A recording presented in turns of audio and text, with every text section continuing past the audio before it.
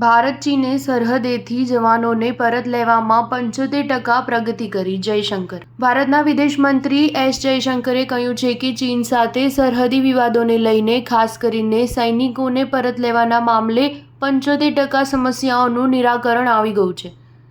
જો કે બંને દેશોએ હજુ પણ કેટલાક કામો કરવાના બાકી છે. તેમણે કહ્યું હતું કે લદ્દાખ સરહદે ગલવાન ઘાટી સહિત 4 વિસ્તારોમાંથી સૈનિકો પરત બોલાવવામાં પ્રગતિ જોવા મળી છે. National security adviser Ajit Doval અને ચીનના વિદેશ મંત્રી વાંગ yીએ બ્રિક્સ સંમેલનની બેઠક વચ્ચે વાતચીત કરી હતી, જેમાં બંને દેશો વચ્ચે સૈનિકોને પરત બોલાવવાને લઈને જે સફળતા જોવા મળી હતી તેને કેન્દ્રમાં રાખી હતી. ચીનના વિદેશ મંત્રાલયના પ્રવક્તા માઓ નિંગને 4 વર્ષથી લદ્દાખ સરહદે બંને દેશો વચ્ચે જે વિવાદ ચાલી રહ્યો છે તે અંગે સવાલ પૂછવામાં આવ્યો હતો, જેના જવાબમાં તેમણે કહ્યું હતું કે હાલમાં સરહદે સ્થિતિ સામાન્ય છે. બંને દેશોએ લદ્દાખના 4 વિસ્તારોમાંથી સૈનિકોને પરત ખેંચવાનો નિર્ણય લીધો હતો, જેમાં પ્રગતિ જોવા મળી રહી છે.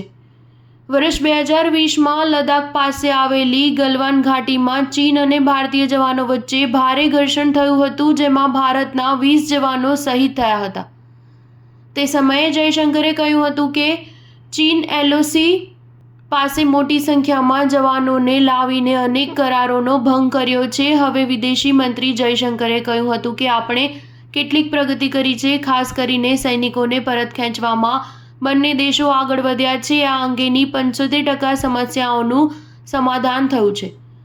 વિદેશ મંત્રી હાલ 12 થી 13 સપ્ટેમ્બર એમ 2 દિવસ માટે સ્વિટ્ઝરલેન્ડની મુલાકાતે હતા. અહીંયા સિક્યુરિટીની પોલિસી પર ચર્ચા દરમિયાન તેમણે આ મુદ્દે વાત કરી હતી. સ્ટાર ન્યૂઝ 7 હંમેશા સચ્ચાઈની સાથે.